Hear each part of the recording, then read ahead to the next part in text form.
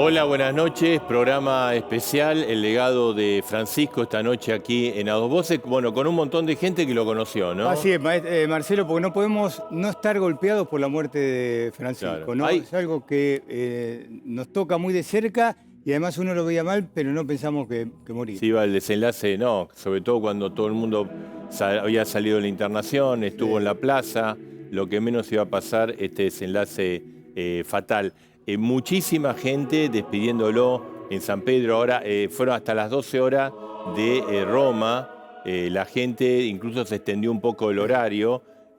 Mañana comienza bien temprano porque es una muchedumbre que está despidiendo. Mira, Marcelo, eso que estamos viendo fue una corrida, que uno puede decir, pero es una imagen de la Argentina. No, porque se enteraron de que se acababa el tiempo y todos querían despedir al Papa. Claro, mucha gente hacía como 5 horas, estaba esperando, iban a cerrar, hubo como una estampida, pero después se pudo solucionar. Esa imagen, yo creo, bueno, está Víctor Bullé, que es fotógrafo, ¿no? Pero las fotos que estamos viendo del Papa en el féretro son impresionantes. No puede dejar y el traslado de Santa Marta hasta la Basílica realmente fue impactante, ¿no, Edgardo? Son palabras repetidas, ¿no? Pero a uno le cuesta creer que haya pasado eso con Francisco. El legado de Francisco, estamos viendo, esto es en vivo, dentro de la capilla precisamente de la Basílica de San Pedro. En este momento está ocurriendo esto lo estamos viendo. Precisamente no hay gente porque, bueno, la gente pudo participar hasta las 12, hasta las 0 horas de Roma. En este momento en Roma hay 5 horas más, o sea que son las 4 de la mañana. Y los funerales van a ser el sábado y van a ir los primeros jefes de Estado y representantes de distintas coronas de todo el mundo, Marcelo. Así es. Mañana viaja el presidente de la Nación, Javier Milei, a esta hora, con una comitiva, bueno, con Karina, con el jefe de gabinete, 6 con personas, Adorni. sí, exactamente. La ministra Petovelo, que lo conocía a Francisco, Patricia Bullrich, que también lo conocía. Sí, y efectivamente. el canciller Berto. Bueno, y nosotros ahora vamos a hablar con Jorge García Cuervas, obispo de Buenos Aires, una de las personas que tenía más contacto con el Papa Francisco. Está también Monseñor Eduardo García, obispo de San Justo, Julio Bárbaro, Víctor Burge, que, bueno, lo recontra conocía, y Liliana Zanucci de la Fundación Papa Francisco, analizando las distintas particularidades, porque lo que también se ve es que hay, después de, viste, lo miró, sacó, tenía cara de traste, tenía esto, del otro, hay como una revalorización de las cosas que hizo Francisco. Exactamente, ¿no? Que suele suceder cuando alguien muere, después de de la gran grieta que hay en la Argentina, pero bueno, aunque sea tarde para muchos, llegó el reconocimiento. Y la pregunta es, ¿fue un incomprendido para la Argentina? Porque para el mundo, aparentemente, todo el mundo lo pondera, pero acá es como que lo maltrataron, ¿viste? Sí. La grieta, yo creo que es como que se lo quiso tragar. Efectivamente, pero parece que no pudo. No, gracias a Dios. Bueno, estamos con María Fernanda. María, tenemos los nombres de los candidatos a reemplazarlo. Los vamos a dar en un ratito, los 4 candidatos del Vaticano que pintan como los posibles sucesores. Hay uno que quería Francisco. Hay uno que quería Francisco y va a ser determinante para saber si la reforma que inició Francisco va a continuar en el nuevo papado o si hay una retracción, una vuelta a lo reaccionario. Dale, y también qué pasa con lo urbano, porque él en el conurbano, bueno, vamos a hablar con el señor García Cuerva, le dio una gran manija a los curas villeros. A los curas villeros, el impacto de la muerte del Papa Francisco va a tener definitivamente una consecuencia en el conurbano, pero en un ratito más te cuento además una persona clave que está ahora en el Vaticano y que es el legado de Francisco en la provincia de Buenos Aires. Bueno, dale, en un ratito, ahí vamos a hablar. Con García Cuerva, ¿sabés que agradezco haber visto la película Cónclave hace un par de semanas? Bueno, es lo que más está batiendo récord en la plataforma que creo que es Prime, ¿no? ¿Cómo le vamos, señor? ¿Cómo están ustedes? A la charla entre Francisco y Ratzinger, también la película que es...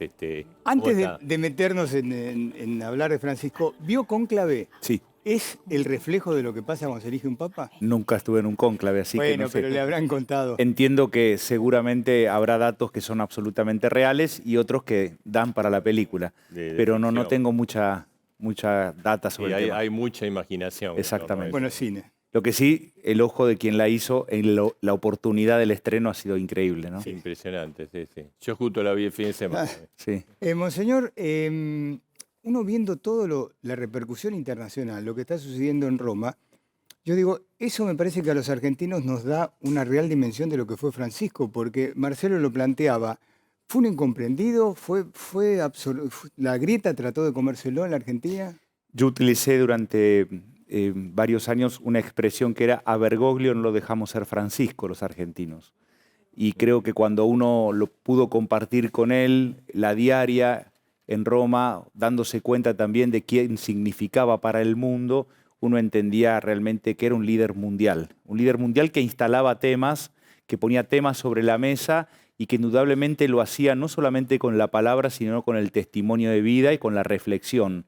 Y eso significaba para el mundo una voz escuchada, una voz respetada, aunque no todos coincidan. Creo que ese tema, desgraciadamente, los argentinos lo perdimos, no digo todos, por supuesto no podemos generalizar, pero lo metimos en nuestras grietas. A mí me gusta más hablar de herida, entiendo que la herida es algo que nos duele y creo que nos tiene que doler esto que nos pasa, pero al mismo tiempo la herida me parece que da esperanza de que alguna vez cicatrice y entonces que se cure.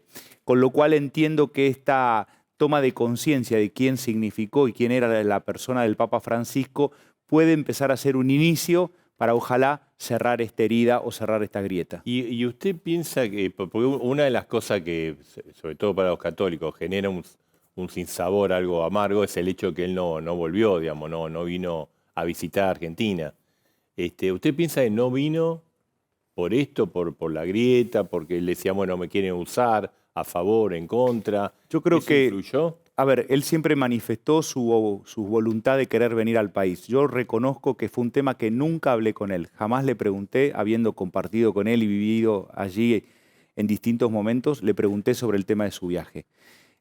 Me parecía que por un tema de respeto. Lo que tengo claro es que la oportunidad no se dio e indudablemente para el Papa creo que hubiese sido quizá de los viajes más difíciles. No solamente porque su físico con el paso de los años le iba costando cada vez más moverse, etcétera, sino también el compromiso psicológico y emocional de que lo que significaría. Imagínense que todo se decía... decía... a la Basílica de Flores. No, y que por otro lado el tironeo que iba a tener aquí, donde todos se dicen amigos de Francisco y donde que está con unos y está con otros, o sea, hubiese sido muy complejo. No sé si ese habrá sido el argumento por el que no vino, no lo sé porque nunca lo hablé directamente. Lo que sí creo es que la voluntad estaba, que en algún momento pensó en venir, que era el año 2017, que en ese momento después hubo un tema con Chile, que era el otro país a ser visitado por un cambio electoral, y bueno, y finalmente no se dio. Pero digamos, el año pasado se pensó, incluso se hablaba, bueno, va a ir a Santiago del Estero, después a Buenos Aires, después a la Patagonia. Eso no lo dijo, él nunca lo dijo, y por otro lado, quienes... ¿O era más un deseo Parece que era un deseo de todos, era un deseo de todos, pero quienes pudimos visitarlo el año pasado, yo me acuerdo, por ejemplo, en el viaje de agosto, yo ya ahí lo vi muy reducido físicamente, con mucha dificultad para moverse, para respirar, y vuelvo a insistir, creo que iba también a tener una exigencia emocional demasiado fuerte que no sé si hubiese aguantado. ¿Y cómo, usted que lo conoció, cómo tomaba él las críticas que se le hacían, sobre todo las posiciones de los presidentes que o los criticaban o sacaban medidas que él no compartía? ¿Le dolía? ¿Estaba resignado? Yo en primer lugar siempre aclaro que yo lo conocí ya siendo papa, ¿no? Es decir, yo cuando él estaba aquí en Buenos Aires como el cardenal Bergoglio, lo había cruzado alguna vez, pero yo pertenecía al clero de San Isidro, con lo cual lo fui conociendo mucho más desde que era papa. Y una de las cosas que me impresionó respecto a lo de las críticas, yo le decía vulgarmente, vos tenés cuero de rinoceronte, ¿no? Porque él tenía esta frase, Dios es más grande. Y tenía claro entonces que en su conciencia lo que decía o lo que hacía, lo hacía realmente por querer cumplir la voluntad de Dios, y no por otro interés. Por eso perdonó a todos los presidentes o presidentas y los recibió a todos. Absolutamente. Creo que fue un hombre absolutamente coherente entre la fe y la vida. Y eso fue lo revolucionario. Yo fui testigo del famoso abrazo que se dio, por ejemplo, con el presidente Milei en febrero del año pasado en ocasión de la canonización de Mama Milei le había dicho de todo, ¿no? Que era el demonio, digamos. Pero ese abrazo fue un abrazo revolucionario en términos de que realmente hubo allí de parte del Papa bueno, una reconciliación, un encuentro del padre con uno de sus tantos hijos. Era como que él quería que las cosas en la Argentina marcharan bien. Digamos, Absolutamente. que no hubiera crisis, ¿no? Absolutamente. Digo, él a su país lo quiso siempre, siempre. Le digo, esto corre por cuenta mía. Me acuerdo en el gobierno de Cristina, bueno, ni siquiera dijo... Hay un papa latinoamericano. Como él después como le puso el pulmotor, la recibió varias veces. 7 veces fue la que más recibió. Como complicaciones cuando estaba con inflación, con denuncia de corrupción, ¿no? Como que él quería que se bajaran los decibeles. Sostuvo al gobierno de Macri también en el peor momento. La primera misa que celebramos el lunes por la mañana, yo decía, se nos murió el padre de todos. El padre de todos, pero que al mismo tiempo, al tener muchos hijos, también es el padre de los más pobres, de los enfermos, de los vulnerables, porque como cualquier papá tiene que estar atento a los más frágiles. También el padre de la misericordia y el padre de la alegría. Y creo que la misericordia ha sido como una de las columnas de su prédica y de su testimonio. La misericordia de Dios, primero hablando de un Dios que nos ama profundamente, que no se cansa de perdonarnos y que me parece que abre la posibilidad de que cada uno de nosotros, más allá de sus culpas, de los caminos equivocados que hayamos tenido, podamos reconciliarnos con Él. Eso creo que ha sido su prédica. Pero al mismo tiempo, vivir esa misericordia entre nosotros, el aprender a tratarnos bien, y por eso el valor de la fraternidad universal, que fue lo que planteó en la última en una de sus últimas encíclicas. ¿Usted la última vez que lo vio, cuándo fue? Que estuve directamente con él fines de agosto del año pasado. Ajá. ¿Le habló de la muerte en algún momento? Sí. Yo tengo una tesis de Derecho Canónico que es sobre exequias eclesiásticas y cementerios. Un tema bastante, puede parecer bizarro, pero eso daba para que siempre me hiciera algún chiste sobre la cuestión. Sí. Y entonces salía a veces el tema de la muerte y lo hablaba con mucha naturalidad y siempre lo que decía es que por supuesto no le tenía miedo a la muerte porque en definitiva también desde la fe cristiana creemos que la muerte no tiene la última palabra y es lo que estamos celebrando en estos días de Pascua. Pero sí hablaba de no saber cómo va a venir la muerte, ¿no? Sí. Él le tenía mucho miedo, pues se lo dijo a Nelson Castro, tenía mucho miedo de sufrir antes de morir. Creo que ese es un planteo absolutamente humano y muy legítimo, ¿no? Alguna vez, cuando empezó con algunas dificultades para caminar, habíamos hablado también, decía, bueno, voy a terminar en silla de ruedas. Es decir, tenía la conciencia que tiene cualquiera de nosotros cuando el cuerpo no nos empieza a funcionar, ¿no? Era cabeza, la cabeza le funcionaba a pleno y el cuerpo... ¿Era cabeza dura o le hacía caso a ustedes, a los médicos, cuando decían que se cuide? Qué sé yo, también por respeto, a veces a mí me daba como vergüenza hablarle de su salud, ¿no? Siempre a veces le hacía algún comentario, pero con mucho respeto. Yo siempre una de las imágenes que siempre di es que para mí fue un pibe encerrado en un envase viejo. Y se lo decía él, ¿no? Sus consignas eran propias de los jóvenes. Hablaba de ideales, de sueños, de reforma, de cambio, de esperanza. Esas son las consignas propias de los jóvenes, pero indudablemente su cuerpo no le respondía. Entonces yo decía que era un joven en un envase viejo. Pero precisamente hay en la tribuna hay estudiantes de periodismo de la Universidad Abierta Interamericana y de la Universidad de La Matanza, chicos muy jóvenes. Él hizo un planteo de algo que la juventud está muy preocupada y que los adultos no tanto, que es el tema ecológico.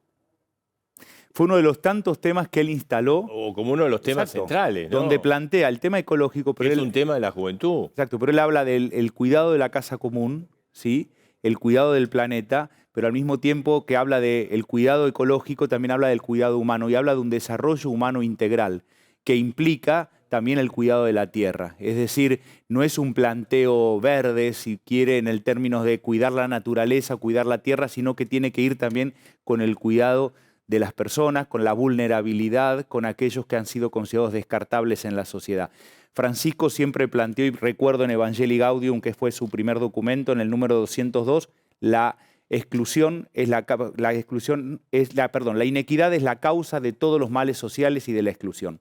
Con lo cual, pensar que la inequidad como causa de todos los males es lo que había que revertir, es lo que lo llevó de alguna manera a toda su reflexión social, que incluía también la reflexión sobre la casa común que es la tierra. Igual, monseñor, a mí me da la impresión que el mundo está girando por los jefes de Estado que están al frente de distintos países, está girando a todo lo contrario, ¿no? A prestarle poca atención a lo ecológico, al medio ambiente. Sí, básicamente Trump, ¿no? Sí, que el ser humano, bueno, acá no quiero meterlo en el tema de la política doméstica, pero el tema de si se valora o no a la persona como ser humano. Sí. Por eso creo que va a ser una voz que vamos a extrañar mucho. Recuerden en estos temas que él instaló cuando habló de la migración, cuando habló de los refugiados, su primer viaje fuera de Roma, que fue a la isla de Lampedusa, y denunció al Mediterráneo como el cementerio del mundo. Me parece que el Papa Francisco instaló temas y fue una voz autorizada y una voz escuchada, e indudablemente, si es como ustedes dicen, que evidentemente hay una dirigencia política que parecería que va en otra línea, bueno, vamos a extrañar esa voz profética, y por eso a mí me gusta decir, después vi que algunos ya lo tomaron para algunos afiches, que todos tenemos que ser Francisco, ¿no? Hoy tenemos que ser todos Francisco. Creo que el gran compromiso es con su legado. Yo escribí una carta pastoral hace unos años, cuando era obispo de Río Gallegos, que decía, a 10 años del pontificado de Francisco, esto fue en el 2023, menos aplausos y más compromiso. Y creo que hoy llega el momento del compromiso, para lo cual primero hay que conocer su magisterio, que en general no lo hemos leído, no lo hemos conocido, y escucharlo directamente a él, no a sus pseudointérpretes. Y después desafiarnos a concretarle el magisterio, porque digo, si el mundo va hacia otro lado, pero creemos que es verdadero el planteo que ha hecho Francisco en su reflexión teológica, social, pastoral, bueno, es hora de que aquellos que estamos convencidos que ese legado es válido, lo concretemos. ¿Fue la voz de los que no tienen voz? Claramente, claramente fue la voz de los que no tienen voz. Tan solo recordemos, cuando hablamos de los países, siempre decimos, no vino a la Argentina, pero imaginemos, miramos la parte del vaso llena, ¿a qué país se fue? Estuvo preocupado, por ejemplo, por la paz en Sudán del Sur, y fue uno de los países que quiso visitar ya cuando tenía sus problemas físicos. Me acuerdo haber hablado con la gente que lo rodeaba en términos de seguridad, que se agarraban la cabeza cuando él insistía que a Sudán del Sur sí o sí tenía que ir. Recibió toda la dirigencia política de ese país y les besó los pies pidiéndoles por favor por la paz. Estuvo en Papúa Nueva Guinea, uno de los últimos países que visitó. Estuvo en Ur de Caldea, en Medio Oriente, clamando por el entendimiento entre las distintas religiones y prohibido matar en nombre de Dios. Es decir, no solamente instaló temas, sino que fue la voz de los que no tienen voz en el mundo. En el mundo. Y los refugiados, ni hablar, tema que quizá para nosotros no es tan sensible, pero sí para otras zonas. Ahora, ¿qué explicación le encuentra? Porque es difícil encontrarle. Francisco, primero como Bergoglio, después como Francisco, machacó mucho en el sentido que los argentinos tenemos que cuidar a los abuelos, a los jubilados, a los que menos tienen, a los que les falta salud. Usted en cada uno de sus homilías habla de lo mismo y pasan los gobiernos y ustedes tienen que seguir reclamando lo mismo. ¿Qué es lo que pasa en la Argentina? Que nos cuesta ponernos de acuerdo, que creo que esa famosa grieta o herida no nos permite generar políticas de Estado y consensos en cuestiones como esa. El Papa decía que cuando de alguna manera descuidamos a los abuelos es como que nos olvidamos de las raíces, y pueblo que no tiene raíces no tiene futuro. Me parece que la necesidad de cuidar la vida más vulnerable tiene que ser una política de Estado en un país que se quiere decir un país justo, un país equitativo.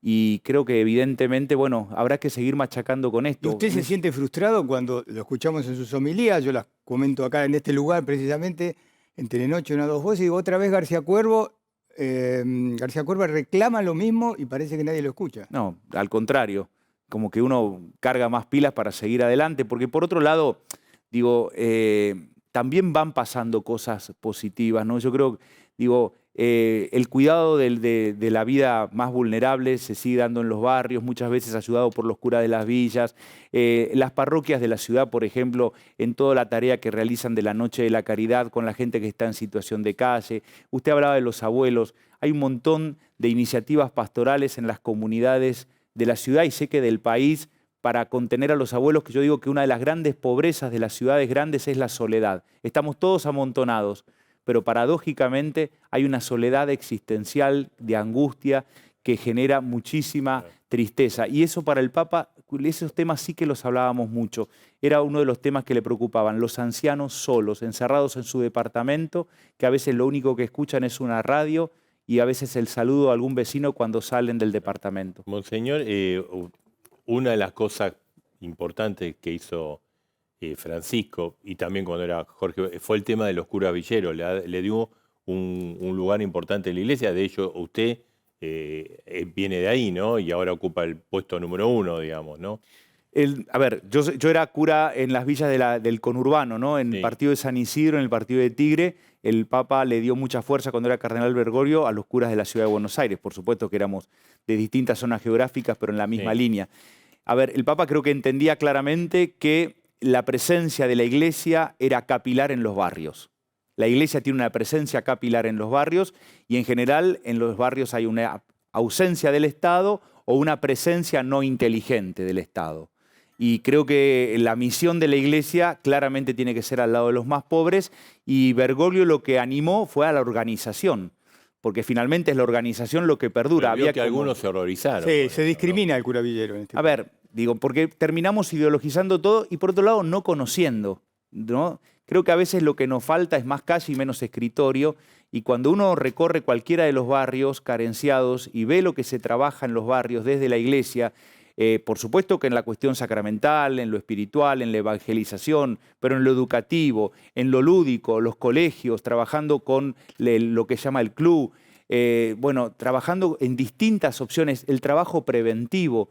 Por eso digo, la presencia de la Iglesia en los barrios es muy fuerte y hoy que nosotros decimos que a veces cuando el Estado se retrotrae aparece el Estado narco, imagínense si encima la Iglesia no estuviera, la situación sería muchísimo más compleja. Eso es un legado que se va a profundizar. Es un legado de Francisco, pero es un compromiso del Evangelio. O sea, en el fondo, más allá del Papa que esté, nosotros estamos convencidos que desde el Evangelio y desde Jesús tenemos que estar al lado de los pobres. Pobres, por supuesto, que están en las villas, pobres que están en la gente mayor, anciana, sola, como decíamos antes, pobres que son los enfermos, pobres que son los que están en la cárcel, pobres que somos en definitiva todos, porque creo que esto también Francisco lo decía mucho, tenemos una vulnerabilidad y una fragilidad grande. Por eso su mensaje era siempre en la Iglesia tiene que haber lugar para todos, para todos, para todos, para todos. Y decía que la Iglesia tenía que ser un hospital de campaña que recibe a los heridos de la vida. Bueno, ahí por estas horas circula unas frases de él sobre los hospitales, ¿no? Lo importante que es para la gente humilde y que no tiene nada lo que significa un hospital. Claro, él en realidad la imagen la toma para hablar de esto de los hospitales de campaña, como diciendo los heridos de la vida en la Iglesia tienen que tener lugar. ¿Y quién puede decir que no es un herido de la vida que necesita un abrazo? Por eso nosotros el sábado vamos a realizar la misa central y final de despedida a las 10 de la mañana en la Catedral de Buenos Aires, donde invitamos a todos, y después vamos a hacer con una imagen grande del Papa, como una caravana alrededor de la Plaza de Mayo, que quiere simbolizar quizá el abrazo que no le dimos. Claro. O el abrazo que necesitamos también darnos como argentinos, porque como dije, experimentamos la orfandad de que se nos murió el padre de todos. Seguro. ¿Monseñor lo va a extrañar? Ya lo extraño ahora, así que sí. Mucho. Usted decidió quedarse acá en Buenos Aires. Sí. En realidad fue como una cuestión que debatimos hace 2 o 3 meses cuando vimos que el Papa ya estaba mal. En algún comentario con los obispos auxiliares salía, bueno, si llegase a fallecer el Papa, quizá había que viajar. ¿Los dejó huérfanos ustedes? Sí, claramente. Pero perdón, te respondo esto. Cuando el lunes empezamos a ver la movilización de gente en la catedral y las misas, dije, no, yo me tengo que quedar al lado de la gente, compartiendo con Buenos Aires todo su dolor y viviendo esta orfandad de la que creo que, bueno, nos iremos recuperando. Pero bueno, hoy es tiempo de transitar la muerte, transitar el dolor, transitar las lágrimas, llorar. El Papa siempre decía que al mundo le hace falta llorar. ¿Lloró? Sí. Me da un poco de vergüenza, pero lo he hecho públicamente en la misa, por ejemplo, en la Basílica de Flores. Allí, de hecho, tuvo que continuar la misa uno de los auxiliares. Y a pesar de la vergüenza, me acuerdo de él, cuando dice, al mundo le hace falta llorar, porque llorando, decía el Papa, fabricamos lágrimas, con las lágrimas limpiamos la mirada, y si limpiamos la mirada vemos un poco más claro el horizonte y la esperanza en el futuro. Así que creo que es tiempo de llorar. Muchas gracias. Gracias por estar. Sabemos que está muy... Mañana hay que ver se levanta. Y muy temprano, sí. Claro. Pero gracias a todos. Le agradezco. Bueno, ahí están escuchando los chicos de la universidad, ¿no? Abierta Interamericana y de la Universidad Nacional de La Matanza. Fernanda, Marce. ¿hay candidatos para reemplazarlo? Sí, hay... ¿Quiénes serían? ¿Y cómo sería, digamos? Me gustaría preguntarle al obispo, sé que no pueden tener una posición, pero ¿qué piensa que puede pasar? ¿Quién puede ser designado como sucesor de Francisco? En estos días, yo un poco en términos de que estamos en este proceso de duelo, yo digo que cualquier comentario sobre eso va a ser especulación. Sinceramente, no sé si hay alguno candidato, siempre hay que tener cuidado, dicen, quien entra papa sale cardenal, ¿no? Así que creo que quizá dar nombres puede ser en términos muy porteños quemarlos, porque Sí, realmente nombres pero no tengo ni ¿confía idea. que se va a continuar con el legado? Yo creo que seguramente va a haber una continuación y va a haber un cambio. Una continuación porque es el magisterio de la Iglesia. Las ideas de Francisco no eran ideas solamente de él, era doctrina social de la Iglesia y son ideas que asume toda la Iglesia como magisterio. Seguramente esa será la continuidad. Y el cambio será la impronta. Quien venga también tendrá su propio estilo como lo ha tenido Francisco. Gracias. A ustedes, gracias. Bueno, ahí te ¿cuáles son cuento, los Matteo nombres? Sí. Suppi es el italiano, arzobispo de Bolonia. Sí. Él ¿Ese es, el candidato de Francisco? ese es el que estábamos hablando con Edgardo antes, el candidato de Francisco. Hay otro italiano que es una posición más conservadora, intermedia, más diplomática, que se llama Parolin, Pietro Parolin, y después hay un perfil más conservador. Bueno, y Ahí ahí, el director los está mostrando mientras vos los mencionás. perfecto, está el húngaro, que claramente, por eso cuando comenzaba el programa planteamos esto de lo que hablaban ustedes recién, ¿no? Si esta nueva derecha que está controlando los poderes centrales del mundo, de Estados Unidos, llega al Vaticano, ¿qué pasa? Claro. Esto del check and balance que hablan los norteamericanos se da porque ¿qué sería de Trump diciendo de las razzias policiales y un O sea, Vaticano Erdo sería, digamos, de esa ala conservadora. conservadora? Y también hay que estar atentos, como bien mencionaban, era la posibilidad de un tapado. Si viene alguien de África o Asia, donde Bergoglio también estuvo El con candidato mucho... de Filipinas, ¿no? Exactamente. Mira, a ver, Sí. Ahí, Tagle, ¿viste lo que Antonio dice? Tagle. Yo no creo en esas cosas, nunca, la verdad nunca creí. Pero viste que si llega el Papa Negro, viene el fin del mundo. Bueno, no va a venir el fin del mundo, pero bueno, hay eso un papa de color también que es candidato, pero bueno, no es progresista, claro. aparentemente. Y sus ideas. bueno, claro, la cuestión en África son más de un perfil conservador, pero todas las opciones Bien. son viables. Dale, te puedo hablar de lo del Puede haber tema. una gran sorpresa también. Estamos con Monseñor Eduardo García, con Julio Bárbaro, con Víctor Buche, con Liliana Zanucci. Monseñor, bueno, ¿cuál es el legado para usted? Un mundo distinto. Esta posibilidad que él ofreció, ¿no? Muchas de las cosas que dijo recién Jorge, ¿no? Hay una coherencia de vida frente a una ausencia de una dirigencia realmente coherente, que llama la atención, que atrae. Sin ir más lejos, una coherencia de vida que hoy salió en los medios, cuánto tenía en su cuenta bancaria, $100, ¿no? $100. Empezó con 87 y terminó con 100. Está hablando frente a una crisis de valores general. Bueno, alguien que tiene valores, alguien que apuesta a la vida, fundamentalmente, alguien que demuestra lo que vive desde las entrañas, le pone alegría al corazón y tiene estos gestos humanos que tanto estamos necesitando en un mundo, como decían recién, tan preocupado en lo que se tiene, en lo que se consigue, en lo que se logra, a quién se pisa. Alguien que va imponiendo una presencia distinta, no solamente llama la atención, se atrae, porque creo que en el fondo de cada uno, más allá de la opción religiosa, hay un deseo de lo bueno, hay un deseo de la felicidad, hay un deseo del cariño, hay un deseo del ser cuidado, un montón de cosas que el Papa de los gestos, porque fue un Papa de los gestos, lo puso en ¿Y qué evidencia. enseñanza para la Argentina? Porque acá se lo está revalorizando en la Argentina estos días, pero...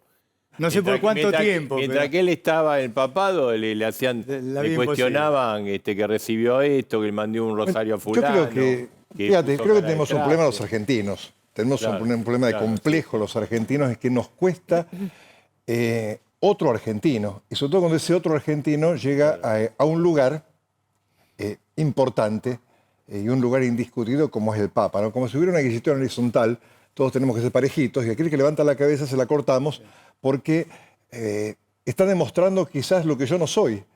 en vez de valorizar la riqueza que el otro me puede aportar, siento que soy menos porque el otro puede, ¿no? Y creo que a veces al Papa no le perdonamos ser Papa, ¿no? Y no le perdonamos que acercara.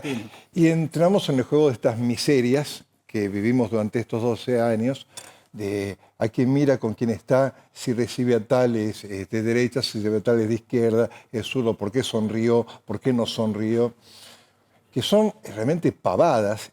Cuando el Papa tiene en su cabeza la paz del mundo, cuando el Papa tiene en su cabeza el hambre de tantos, cuando el Papa tiene en su cabeza y en su corazón la lucha contra el hambre y el narcotráfico, estar quedándonos en la pavada de si sonríe o no sonríe, o si le manda un rosario a fulano o a mengano, es realmente... Ese es un problema nuestro, ¿no? El Papa. Claro, no del Papa, es un chiquitaje. Y si el Papa manda un rosario a alguien que nosotros consideramos que no lo merece, ¿desde cuándo las cosas se merecen? El Papa vive la gratuidad de Dios. Monseñor, no, le hago una pregunta. A mí ya siempre me extrañó, ¿no? Digamos, siendo un Papa argentino, con una persona con tanta influencia en el mundo, levantaba el tubo y lo atendía el presidente de cualquier lugar. ¿Por qué los gobiernos argentinos no lo aprovecharon en vez de confrontar? Porque en general todos los gobiernos te confrontaron con él. Por lo que te decía antes, yo creo que es un tema de celos. Este más que yo. No voy a dar ejemplos. No, lo peleaban ya como Bergoglio, acuérdese. Lo peleaban como Bergoglio porque una de las cosas que Jorge decía recién, el Papa instaló temas. Yo creo que instaló temas descubriendo temas, pasándole el plumero y sacándole todo el maquillaje. Los narcos existieron siempre, el hambre existió siempre, es decir, la injusticia existió siempre en nuestro país y en el mundo. Las diferencias y el dejar de lado a los ancianos, a los discapacitados y que los pobres tuvieran mal olor, existió siempre. ¿Qué hizo el Papa? Se animó a hablarlo, se animó a decirlo, a poner la cara, a ponerle nombre, a darle identidad, a salir un poco de todo el disfraz con que vivimos, aparentando cosas o como si hoy fingiendo demencia y seguimos como si esto no pasara, y a decir, bueno, esto existe, hagámonos cargo, Julio, existe. Yendo a lo que mencionaba el monseñor García, se lo tironeó para todos lados. Cristina habló mal de él y terminó, no lo quería ni ver y terminó admirándolo. Milei pasaba lo mismo, con Macri estuvieron los tironeos, también con Alberto Fernández. Yo fui intermediario, primero lo conozco de cura, tengo 83 años, ya es un rato. Después lo conocí y él me pide a mí conocer a Néstor. Y Néstor se niega. O sea, Néstor nunca le dio la mano a Bergoglio. Cristina tampoco cuando fue gobierno. Y lo de Macri, con el cual también él me pide que hable con Macri. O sea, esas vidas, yo soy un fracasado total. Pero Mauricio, el otro día lo decía Durán Barba, yo lo convencí que había que estar lejos del Papa. Punto. Fue una decisión de Mauricio. Digamos, puedo explicarla toda. Era un piantavoto, decía Durán Barba. No, bueno, Durán se tiñe. ¿Qué querés que piense? Uno que se tiñe ya está. Pero, claro, porque el tema, yo era amigo de Mauricio. Cuando vi que apareció Durán, chao, rajé. Porque el tema del coaching es que para tener un coaching es porque no tenés contenido. Bueno, pero Milei no lo podía ni ver, dijo de todo. Pero Milei es otra cosa. Milei, ahora, yo fui el 14 de noviembre a verlo. Que bueno, como siempre, digo, ¿cuánto tiempo tengo? Todo me dice y te dejan. Bueno, pero... Disfrutaba esa charla con usted. Claro, tardé en darme cuenta, porque yo al principio decía, me voy. Y él me decía, tiene tantas ocupaciones. No, ¿cómo voy a tener? Pero es por usted, no, por mí decido yo, me decía. Entonces, claro, después me di cuenta que lo nuestro era relax. Igual era... A mí me educaron locura al tercer mundo, con los cuales... Y yo me divorcio. Cuando me divorcio me la agarro con él porque digo, ahora la iglesia me echó. Claro. Y en ese tema él desarrolló mucho. O sea, él amplió la iglesia a los divorciados, a los distintos géneros. La unidad con los judíos, con los maometanos, en eso fue maravilloso. Amplió, repuso la religión contra el materialismo. Y eso sí fue universal. Liliana, ¿y se lo reconoció al Papa por eso acá o no? En parte sí, en parte no. Ay, puedo hablar, yo me tiño, Julio. ¿Es válida mi opinión? Pero vos no sos asesora de nadie más.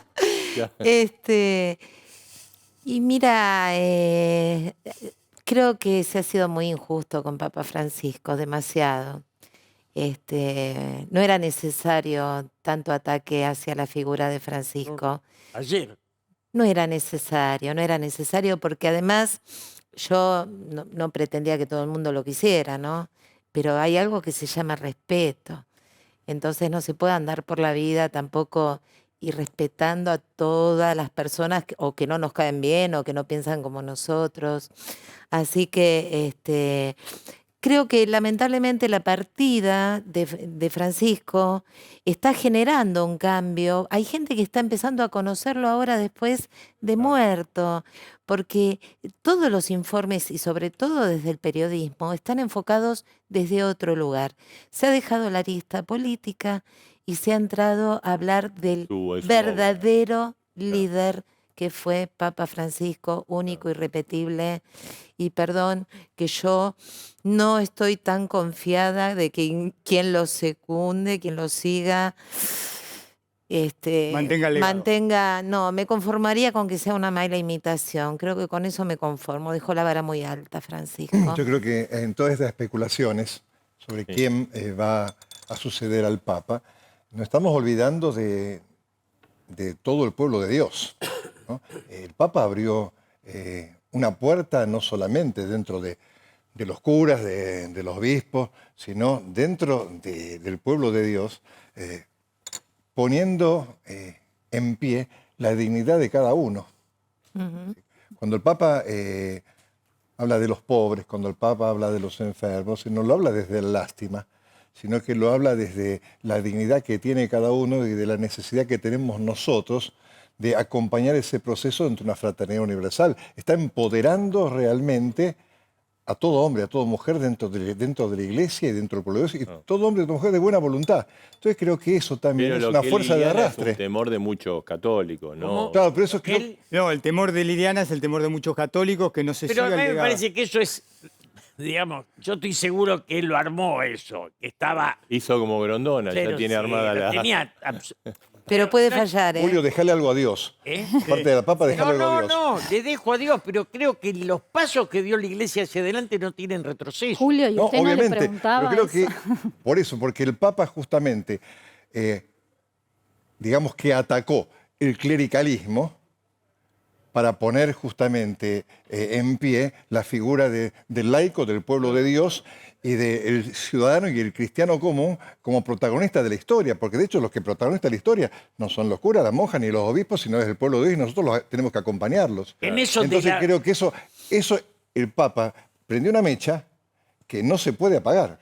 De la teología de la liberación a la teología del pueblo, ese es el cambio que hace él. Con Amelia Podetti, con Rodolfo Cuyé, toda una historia de transformación, porque los curas del tercer mundo estaban en la teología de la liberación, y eso tenía una cuota de marxismo muy grande. ¿Cómo lo viste en noviembre? Fue la última vez que lo viste. Lo Fue vi tu muy bien, me despedida. esperó parado, perfecto. Yo iba con mi hija, que fue la primera vez, porque no puedo manejarme solo, pero lo vi muy bien y me dio 1 hora y pico, que yo siempre me quería ir porque me parecía que le sacaba... ¿No a lo- dudaste del estado de salud de él? ¿Cómo? ¿No tenías dudas del estado de salud? Sí, a ver, él me mandó llamar para mí, salí a la puerta del Vaticano y le dije a mi hija es despedida, o se va él o me voy yo, ya estamos en lista de espera. Hay un momento de la vida, él lo tenía claro, a mí me mandó llamar para despedirme, punto. Seguro. Estamos con Víctor Busque. ¿Lo fotografaste mucho, Víctor? Sí, pero déjame hacer una reflexión Sí, con sí. respecto a una frase tuya de recién que sobre el poder y no fue aprovechado por la Por la dirigencia. Por la dirigencia. Vos que conociste a todos los presidentes. O sea, a ver, Sí. mirá que tiene problema Argentina. Tenés un argentino que vivió acá, líder en el mundo, Lolo. me dice ayuda, pero pareció que no ocurrió eso. pero voy al año 82, donde me tocó recibir al Papa Juan Pablo II para Malvinas. Sí, sí. De ahí Lo acompañé en esos 2 días que estuvo, lo acompañé en todo momento. Lo volví a acompañar con Alfonsín en toda su gira. Sí. Y después lo acompañé a todos los presidentes al Vaticano en su papado. Y el Papa, Juan Pablo, el Papa Juan Pablo de este lado y Wałęsa de este lado se juntaron, hicieron en Polonia. Y anda a ver lo que es Polonia. Y se nos fue Francisco, que conducía el tren para que nos subiéramos todos, y no nos subimos. ¿Qué hicimos? ¿Qué nos Ahora, pasó? Víctor, No, vos, no, la verdad Habiendo no, tenido esa digamos, oportunidad. vos estuviste en las audiencias de Cristina con Francisco, en las audiencias de Macri con Francisco, Alberto con Francisco, no sé si estuviste en la de Milei. No, con Milei no. En las otras 3, ¿qué eran para los políticos argentinos? ¿Una puesta en escena, tratar de sacar provecho del Papa? ¿O veías una relación...? Yo llego, hago la foto y... No, sí, yo te conozco, Víctor. Te conozco desde 1982, no me digas eso. Yo tengo el honor de conocerte también. Pero no, bueno, no sé, yo sería un irrespetuoso si opino de lo que pasa después que se cierra la puerta. Secreto profesional. Parece que También estuvo en el Te Deum del 25 de mayo del 2006, que fue la primera vez que Néstor Kirchner aceptó ir al Te Deum de Bergoglio, ¿no? Que fue, yo ahí, estuve Julio, presente ahí. Julio, ahí te hago una corrección. Se cortaba. Tengo la foto de Néstor dándole la mano. El clima se cortaba, era Primera y última. Una sola. tremendo. Pero, bueno, y con relación a lo que me preguntaba, sí, tuve la oportunidad ¿Cuál es la mejor foto? de fotografiarlo como Bergoglio. La última foto con Bergoglio la hago con Cristina, que noto un Bergoglio deteriorado, preocupado, casi abatido, fotográficamente hablando. ¿Cansado? Cansado, gris. Víctor, Y después aparezco, llego al Vaticano, mi hermano Ahí estamos viendo la foto. Sí. Mi hermano Francesco me dice, Víctor, pasá en Santa Marta, que yo no conocía Santa Marta porque nunca no se usó eso. Nunca se usó. Claro. Me dice, pasá, y yo digo, pasá. Y el lugar era un lugar importante. No tan grande como este, su despacho. Pero, y pasá, y cuando pasé me lo encontré a Francisco. Y era otra persona de la que te describí hace un minuto. ¿y cómo se trataban ustedes dos? No, yo nunca ni hablé, un saludo, una mirada, era pícaro, era panóptico, él estaba en todo. Yo las experiencias que tuve con ese privilegio que tuve en Semana Santa, de estar a 1 metro de él, casi estuve 9 días, para mí son ¿Te emocionás? el regalo más importante que me dio la vida. Digo, ¿te emocionás al recordar? Sí, y él me regaló algo, porque hoy me preguntaban cuál es la mejor foto. No, la mejor foto la eligió él, que es una foto, es un pedazo de foto de una audiencia con Cristina, que me la piden desde la Santa Sede, se la pide a la Embajada Vaticana, Argentina en el Vaticano, y yo le pregunto, ¿para qué era? No, porque la pedía el Papa. Ah, bueno, la pidió el Papa, y te puedo decir para qué la pide. Porque se va a poner en la Basílica Extramuro de San Pablo, hecha a la piedra. Así que la foto la eligió el Papa. ¿Viste? Decime, hoy yo cuando vi el féretro con el Papa, ¿sabés qué pensé en vos? Lo primero que pensé en Víctor, lo que era esa imagen tomada de arriba. La hizo ¿Qué mi hermano. sentiste vos? Lloré. Y tengo el mismo rosario que tengo, porque la última vez que lo vi me regaló, no me dejó ir del despacho y me dice, Víctor, venga. Y abrió el cajón, sacó el Rosario. y es el mismo rosario que tenía en las manos hoy. Y hay un detalle impresionante, porque yo la tengo, la foto debe estar por ahí, que él partió con su anillo de obispo, que llevaba en la mano, que solamente se sacaba porque el protocolo dice que hay que usar el anillo tradicional en las misas, pero hoy observando la foto en su lecho, que la amplié y vi que se fue con su anillo plateado. Ahí estamos viendo. Ahí bueno, estamos viendo Bueno, ahí hay una curación, en la misa por los enfermos, pero hay un primer plano de una Ahí mano. estamos viendo Bueno, ahí está, sí. El que no querían que le besen, él sacaba la mano para que no le besaran el anillo, ¿no? Estamos con estudiantes de la Universidad Abierta Interamericana, la Universidad Nacional de La Matanza. No sé si alguno quería decir algo. Matanza. Chicos, a ver. De los pagos del A Monseñor ver. García. Sí. Que Ahí, es el ULAM. Sí. Hola, ¿qué tal? Soy Luciana Sandoval, estudiante de la UAI. Siendo un país que nos enorgullece tanto tener una figura argentina que nos representen como argentinos, ¿qué opinás de que los 4 presidentes que estuvieron durante la gestión del Papa no hayan podido unirse para poder ir al duelo que se está haciendo, como un ejemplo en Estados Unidos, que pese a las diferencias de Trump o Obama, pudieron unirse Claro. en momentos Excelente importantes? pregunta. No sé, Monseñor, ¿la quiere ¿Qué responder quieras? usted? Voy a decir algo que no sé si es demasiado profundo, pero dicen que la mejor manera de suicidarse un argentino es cuando se sube al ego. Claro, Y sí. creo que el ego divide siempre. El ego Sí, divide eso siempre. sí, Es decir, esto de las y aparte esto, confrontaciones. fíjate, querer ser protagonista de una historia que no me pertenece. Porque en este momento es el duelo del Papa. Lo importante no es el presidente este o aquel que va, sino es el Papa. Claro. Cuando yo no asumo que yo no soy el centro de la historia, que no soy el ombligo del mundo, y obviamente la división está al acecho. Seguro. Claro, estaría bueno A ver, eso. otra Pasale. pregunta, sí. Hola, buenas. Soy Belén Fernández, estudiante de periodismo de la UAI. Al hilo de esta pregunta que hizo mi compañera, quería saber qué es lo que le falta a quienes nos gobiernan para poder representarnos de la manera que uno esperaría, tal como ella dijo que el Papa era un orgullo para los argentinos por ser una figura que nos representaba a nivel mundial. ¿Qué le falta justamente a quienes nos gobiernan para poder representar eso a los ojos del mundo? ¿Escuchaste Julio. bien la- Sí, yo la primera vez que lo vi, lo de los rosarios, tengo 7, hoy los contaba, que son las veces que... La primera vez que lo vi le dije, si usted hubiera nacido en Brasil, nadie hubiera hablado mal de usted. Y me dijo, en Chile tampoco. O sea, la Argentina, y él lo decía siempre, la unidad nos da futuro, la fractura nos da fracaso. Bien, a ver, otra pregunta, a ver, de los chicos. Muy buenas noches, mi nombre es Karen Mamani, estudiante de la UAI, y mi pregunta es la siguiente.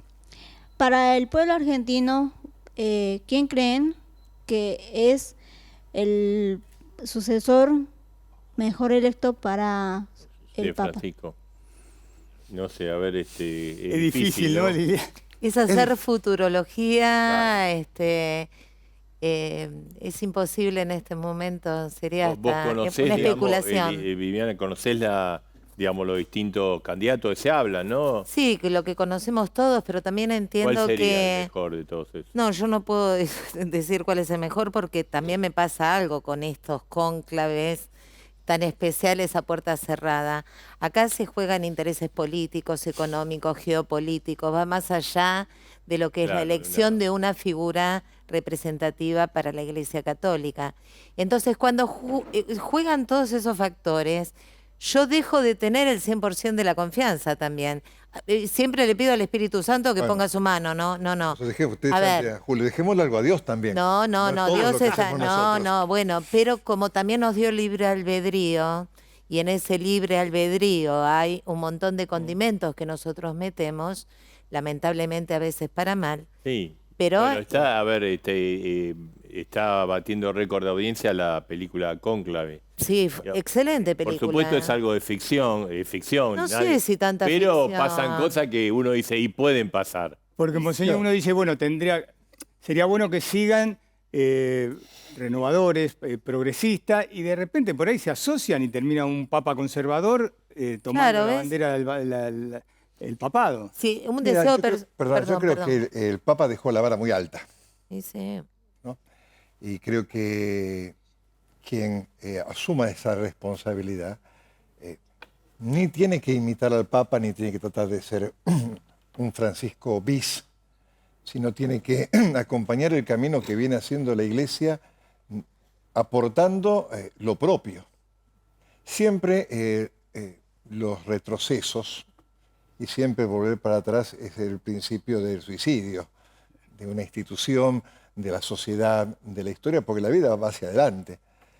Y si hay un sector de la iglesia, un sector que quiere caminar hacia atrás, también hay muchos que quieren caminar hacia adelante y van a seguir caminando hacia adelante. Y en eso confío no solamente en la fuerza de Dios, en la acción del Espíritu Santo, sino también en el esfuerzo que viene haciendo el pueblo de Dios por sostener la fe y hacer que la fe sea realmente una construcción que anime a hacer un mundo distinto. Sí, Julio, quería decir. Vamos a hacer una pausa y... Sí, ya seguimos. Y seguimos, enseguida volvemos. Programa especial de A Dos Voces, el legado de Francisco, aquí en A Dos Voces, en Todo Noticias.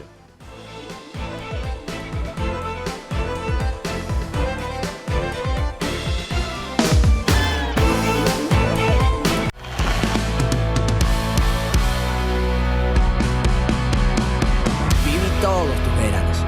Córdoba, disfruta más fácil.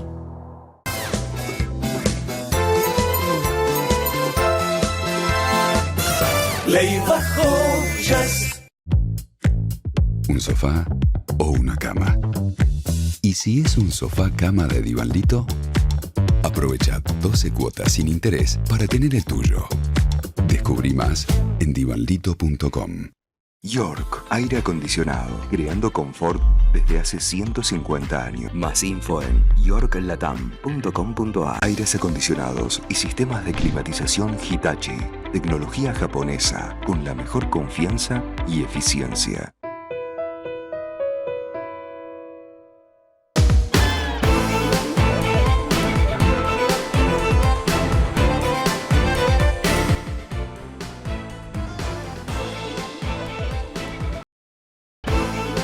Bien, y seguimos en este programa especial, el legado de Francisco. Bueno, estamos con toda gente que lo conoció. Hay un tema que tiene que ver, que marcó, por lo menos en la Argentina, el Papa Francisco, es el tema de los curas villeros, la cura de los barrios populares. ¿Hay temor de que eso pueda cambiar? No, eso no va a cambiar.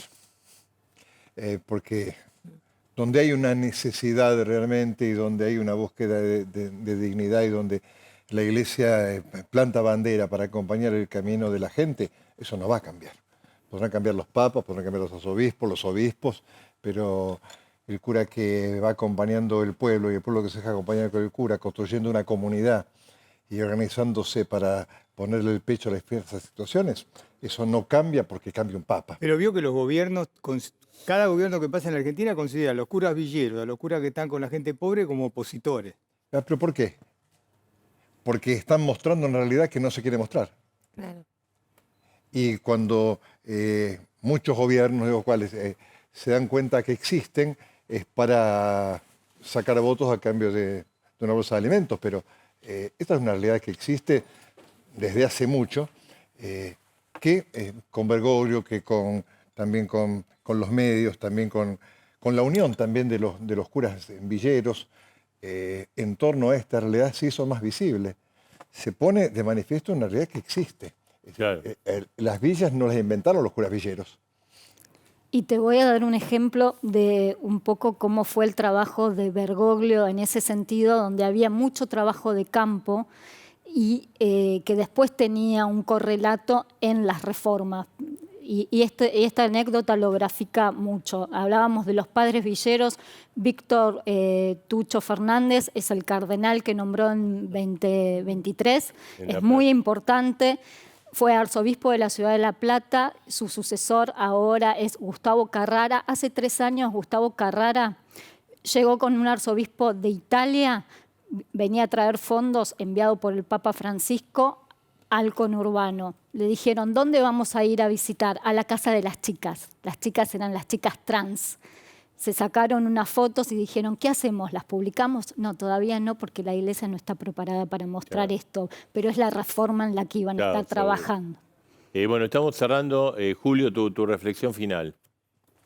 Mi reflexión, él era un sabio. Hay una cosa que siempre me marcó cuando estaba acá, decíamos varios, Aldo Carrera, llega Papa, porque irradiaba una paz, una sabiduría, y digamos, era un hombre que nos trascendía, que nos movilizaba. Liliana. Bueno, yo quisiera dirigirme a la juventud, a los chicos, Sí. que es muy importante que ustedes puedan entender este fenómeno maravilloso que fue Francisco. Y yo les recomiendo, si algún día tienen ganas y tiempo, lean la encíclica Fratelli Tutti. Acá está condensado todo lo que Francisco planteó como amor a la humanidad, amor y fraternidad entre todas las religiones, todos los seres humanos iguales que estamos viviendo bajo el mismo sol y en el mismo planeta. Esta la atesoro porque me la regaló él. Bueno. Víctor, tu reflexión y cerramos. Y la alegría de haberlo podido fotografiar, y seguramente el tiempo dirá que fotografié a un santo. Bien. Gracias, Víctor. Gracias, sí, gracias. Gracias a todos. Señor, gracias. Gracias a ustedes. Bueno, programa especial, el legado de Francisco aquí en A Dos Voces. Nos vamos, nos encontramos el miércoles próximo. Como siempre, nuestro compromiso con vos.